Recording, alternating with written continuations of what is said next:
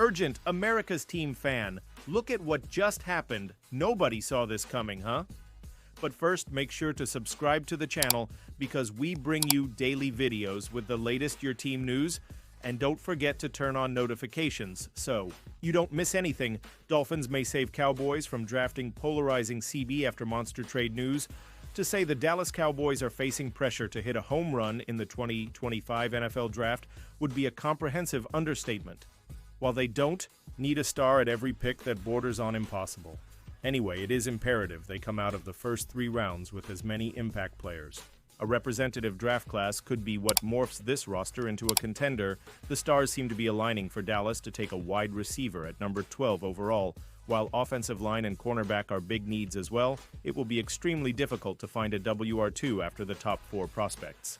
It is highly unlikely that Tetairo McMillan, Matthew Golden, Luther Burden, or Emeka Egbuka will be available at pick number 44. Beyond that, the Cowboys can find a starting caliber CB in round 2 or 3. Michigan's Will Johnson is considered a top 10 player in the class, but he's had a rough pre-draft process, culminating as a less-than-ideal private workout on Monday. While the Miami Dolphins might save Dallas from taking Johnson, Jalen Ramsey trade news may save Cowboys from drafting Will Johnson. NFL Network has reported the Dolphins and Jalen Ramsey are mutually searching for a trade partner. Ian Rappaport and Tom Pelissero believe it wouldn't be a surprise if Ramsey played elsewhere in 2025.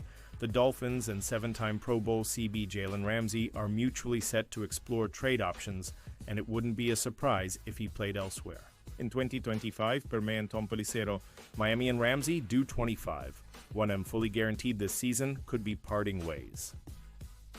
Pixamanskurt Twitter. CoMRFBN DCNL6M Ian Rappaport Rap Sheet April 15, 2025. The Dolphins' offensive line is a major issue following the retirement of left tackle Terron Armstead, but the CB room is suddenly in dire straits. They released veteran Kendall Fuller at the start of the new league year. Looking at the current depth chart is not for the faint of heart. Saddled with the number 13 pick, it is now a real possibility Miami tries to move up to take Johnson, who is widely considered as the second-best corner in the class behind Colorado two-way superstar Travis Hunter. The Saints at number 9 could be an ideal trade partner for Miami if they feel confident Colorado quarterback Shadir Sanders will fall to number 13. The Dolphins could roll the dice and hope Johnson falls to them, but Kader Kohou is their only dependable CB, and he spends most of his time in the nickel. Miami needs an outside cornerback in the worst way, and Johnson fits that bill more than Texas' Jody Barron, who's expected to play the nickel. This isn't to say that Johnson would be a disastrous pick for Dallas. However, he has one too many question marks for our liking. McMillan or Golden should be the pick. Hopefully the Dolphins trade up and take that decision out of the Joneses' hands. Pausing this news just to say that if you want YouTube to keep recommending the latest Americas team news to you, it's very important that you leave a like on this video. Thanks. Now let's get back to the news. Cowboys Tyreek trade price revealed.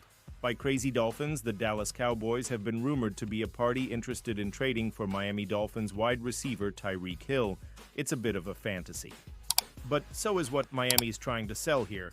The Dolphins' general manager, Chris Greer, essentially pulled the plug on any trade gossip for Hill, but he did say if there was a team that wanted to start the negotiations with 2 first-round picks, he would be compelled to listen. Speaking to the local media on Tuesday, Greer said there were no offers on the table for Hill, and he is not soliciting any. That is not anything that we're pursuing. Like I said, who knows, Greer said. If someone wants to come and give me 2 first-round picks, then we'd consider it. But as of right now, that's not anything we're pursuing. Hill has been the rumor of trade talks ever since he demanded an escape in a tirade after the Dolphins' Week 18 loss at the New York Jets.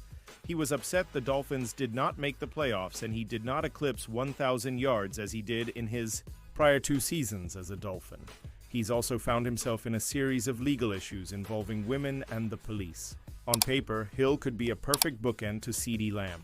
His presence would create mismatches in the middle of the field and leave room for the slot receiver and tight end run seam routes without the fear of constant double coverage. In 2023, Hill had an outstanding season and came close to breaking the NFL's single-season receiving yards record. He caught 119 balls for 1,799 yards, which was a career high, and 13 touchdowns. He led the league in touchdowns and yards received that season. Hill earned Pro Bowl and first-team All-Pro honors, but was not selected as the NFL Offensive Player of the Year. He crashed and burned in 2024 as he started the season being detained by police before the season opener against Jacksonville. He was pulled from his vehicle and yanked to the ground. His season would get worse as Miami quarterback Tua Tagovailoa was injured and missed 6 games. Hill was not in sync with the backup quarterbacks and his stats took a hit. He finished the season with 959 yards and missed the Pro Bowl for the first time in his career. He's a $28 million receiver, which might be another reason he's not leaving Miami. Unless somebody calls with a crazy offer. Cowboys target Jeanty details crazy. Meeting with Jerry when the NFL draft process started, analysts and projections drilled the Ashton Jeanty to the Dallas Cowboys prediction with the number 12 pick. Jeanty, a Frisco native, seemed destined for a return to the Star, where he played most of his high school football.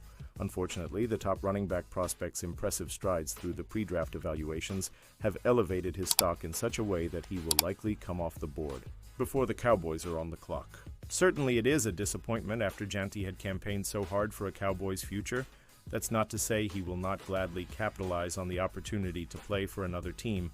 But as he told Kay Adams, there is just something special about the star on the silver helmet. Really, to play for any team in the NFL would be great, but the fact I grew up here, just a little different.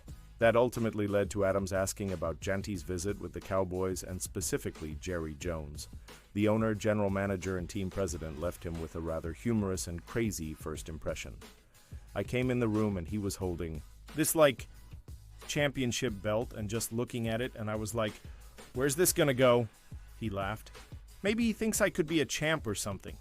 Jeanty added that the belt was from a boxing event held at ATT Stadium. Clearly from Jeanty's interaction, there is a connection there. But again, any future with the star prospect on the Cowboys likely involves the team trading up on draft day. That seems pretty unlikely as of now. Whether it is Jeanty, another running back, or a player at a different position, the pressure is on for the Cowboys to nail the number 12 pick. With so many options, this decision will not be so easy as to wait on one player to fall into their lap. Cowboys Stephen Jones announces shocking Micah Parsons. Update: any momentum in the contract extension negotiations between the Dallas Cowboys and superstar edge rusher Micah Parsons has come to a screeching halt.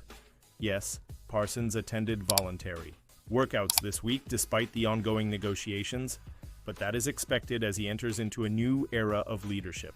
It was also expected that the front office inks him a new deal soon, and not just because Micah showed up for work, but because he will continue to be one of the best defensive players in football on top of this leadership growth. Those expectations have turned on their head after a shocking update from COO Stephen Jones that proves these talks are farther away from an agreement than we ever thought.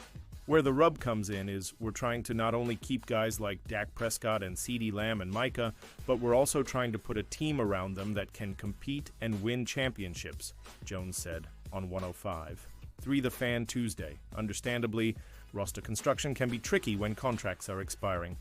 But this particular contract should be on the top of the to-do list every day the paper is still dry. Or else, it would be that much harder to win with any guys put on the roster if they aren't surrounding that generational talent. We're trying to get them to come a little our way and take into account some of the things that are positive about playing for the Cowboys. Playing in Texas and those types of things, and obviously they're trying to maximize the value on their contract, so it's all well-meaning, it's just a lot of times a journey to get there. Wait, is Steven, the COO of the world's most valuable sports brand, referring to this situation in terms of a money crisis? Everybody knows that's the case here, he said of the pluses in Dallas.